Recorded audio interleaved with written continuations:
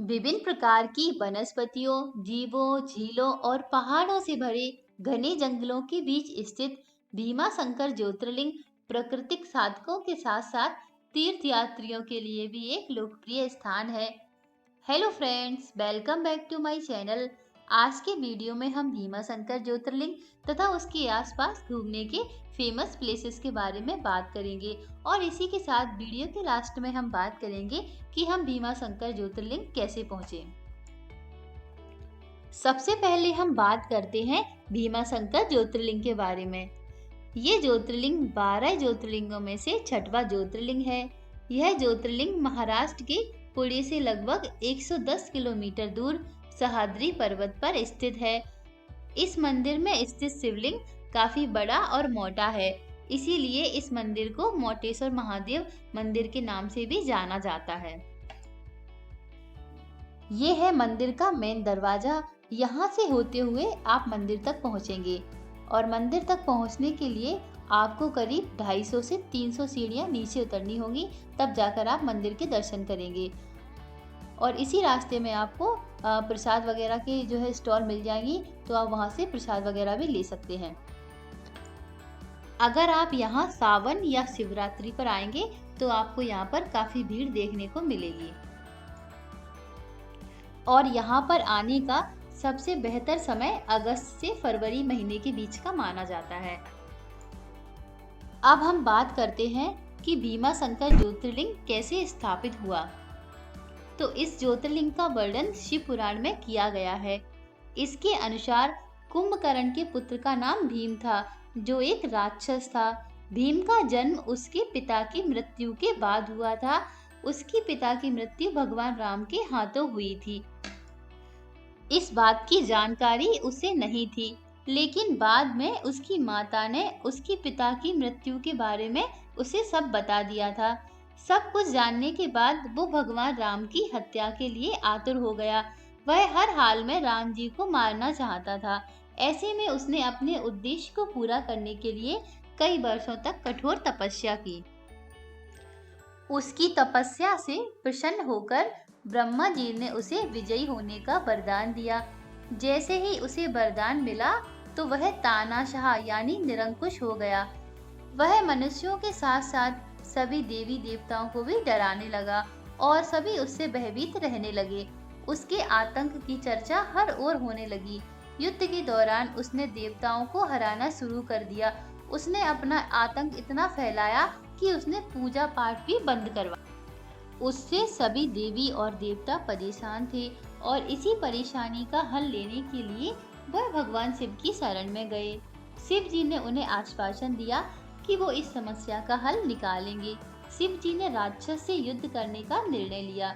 इस युद्ध में शिव जी ने भीम राक्षस को हरा दिया और उसे राख कर दिया। उस राक्षस के अंत के साथ सभी देवी देवताओं ने शिव जी से आग्रह किया कि वो शिवलिंग के रूप में इसी स्थान पर विराजित रहें।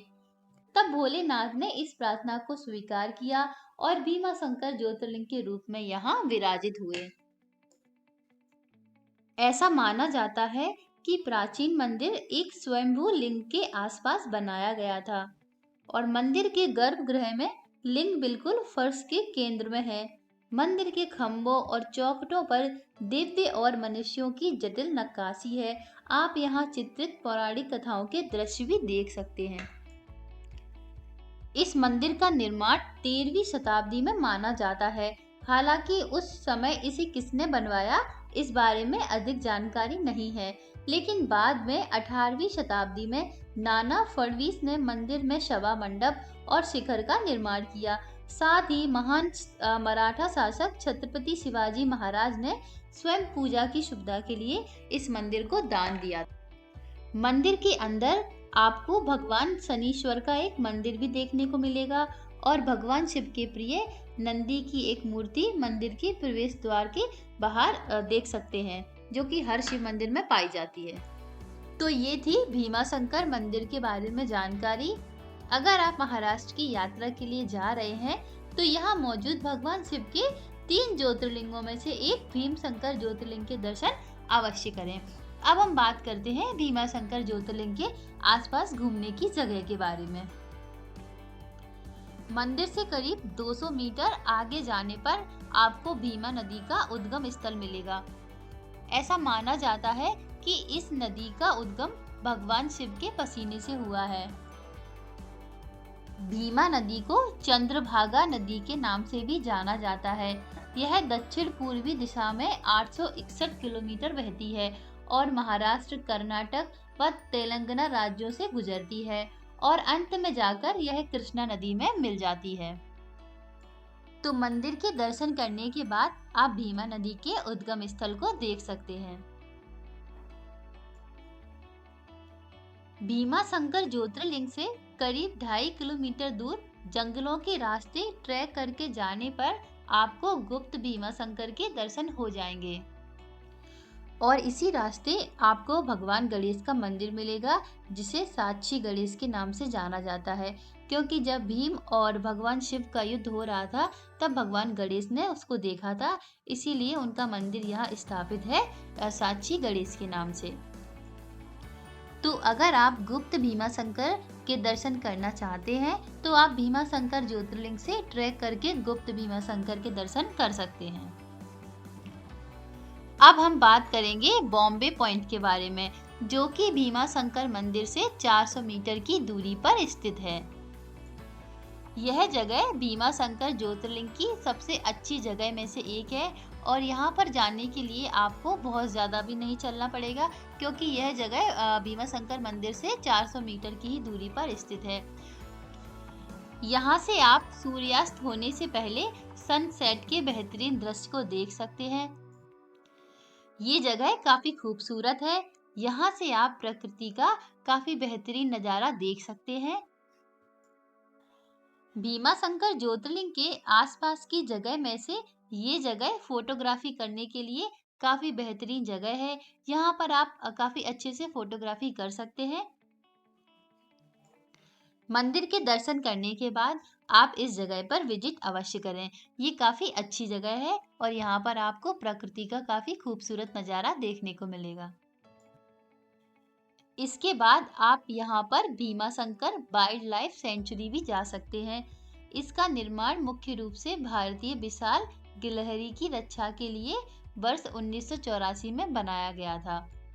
यहाँ पर काफी बड़ी मात्रा में गिलहरियां पाई जाती हैं और यह 131 वर्ग किलोमीटर में फैला है। पश्चिमी घाट का हिस्सा होने के कारण यह दुनिया के 12 जैव विविधता वाले हॉट स्पॉट में शामिल है। यहाँ पर पौधों और जानवरों की कई प्रजातियां पाई जाती हैं, जैसे भौंकने वाले हिरन, तेंदुए, लकड़बग्गा आदि तरह के जानवर यहाँ पाए जाते हैं। इसको 14 पवित्र उपवनों का घर होने के लिए भी जाना जाता है, जिनके बारे में कहा जाता है कि ये हजारों साल पुराने हैं और कई प्रजातियों की उत्पत्ति के लिए जिम्मेदार हैं। आप यहाँ पर घने जंगलों के भीतर अच्छी तरह से ट्रैकिंग का आनंद ले सकते हैं, प्रकृति की सुंदरता का आनंद ले सकते हैं और करीब से इसका अनुभव भी कर सकते हैं। तो यहाँ पर आपको काफी विशाल गिलहरी देखने को मिलेगी। यह जगह पक्षियों को देखने और वन्य जीवों की फोटोग्राफी के लिए काफी अच्छी जगह है, तो आप यहाँ पर आकर वन्य जीवों की फोटोग्राफी कर सकते हैं। भीमा शंकर मंदिर से करीब 2 किलोमीटर की दूरी पर हनुमान झील स्थित है। हनुमान झील छुट्टियों के लिए एक अच्छा पिकनिक स्थल है। यहाँ पर आपको प्रकृति का काफी अच्छा नज़ारा देखने को मिलेगा। ये यहाँ की काफी अच्छी जगह में से एक है। बस आप अगर यहाँ जा रहे हैं तो आप यहाँ जाते समय अपने साथ कुछ खाने पीने का सामान जरूर ले जाएं। अब हम बात करेंगे यहाँ की सबसे खूबसूरत जगह नागफनी पीक के बारे में। यहाँ पर पहुँचने के बाद आपको काफी अच्छा फील होगा। जब आप पहाड़ी की चोटी पर पहुँचेंगे तो आप पश्चिमी घाटों का एक मनोरम दृश्य देखेंगे जो आपको विस्मय से भर देगा। 2.5 किलोमीटर के ट्रैक के बाद आप यहाँ पर पहुँच सकते हैं। यहाँ पर आप जरूर जाएं और यहाँ से आपको मुंबई का शानदार नज़ारा भी देखने को मिल जाएगा। तो ये थी यहाँ की कुछ फेमस प्लेसेस जिसकी मैंने आपको जानकारी दी है। अब हम बात करते हैं कि हम भीमा शंकर ज्योतिर्लिंग कैसे पहुँचे। अगर आप भीमा शंकर ज्योतिर्लिंग बाई फ्लाइट जाना चाहते हैं तो आपको सबसे पहले पुणे एयरपोर्ट आना होगा। यहाँ से भीमा शंकर की दूरी करीब 125 किलोमीटर है। पुणे एयरपोर्ट पहुँचने के बाद आप यहाँ पर कोई भी टैक्सी या कैब के द्वारा भीमा शंकर ज्योतिर्लिंग आसानी से पहुँच सकते हैं। और अगर आप भीमा शंकर ज्योतिर्लिंग बाई ट्रेन द्वारा जाना चाहते हैं तो आपको सबसे पहले पुणे रेलवे स्टेशन आना होगा। पुणे रेलवे स्टेशन से भीमा शंकर की दूरी 1 से 6 किलोमीटर है और यहाँ पर आने के बाद आप कोई भी टैक्सी या कैब के द्वारा भीमा शंकर ज्योतिर्लिंग आसानी से। और अगर आप बाई रोड भीमा शंकर ज्योतिर्लिंग जाना चाहते हैं तो आप आसानी से भीमा शंकर ज्योतिर्लिंग पहुंच सकते हैं।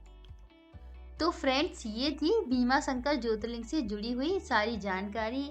अगर आपको वीडियो पसंद आए तो प्लीज़ चैनल को लाइक, शेयर और सब्सक्राइब जरूर करें।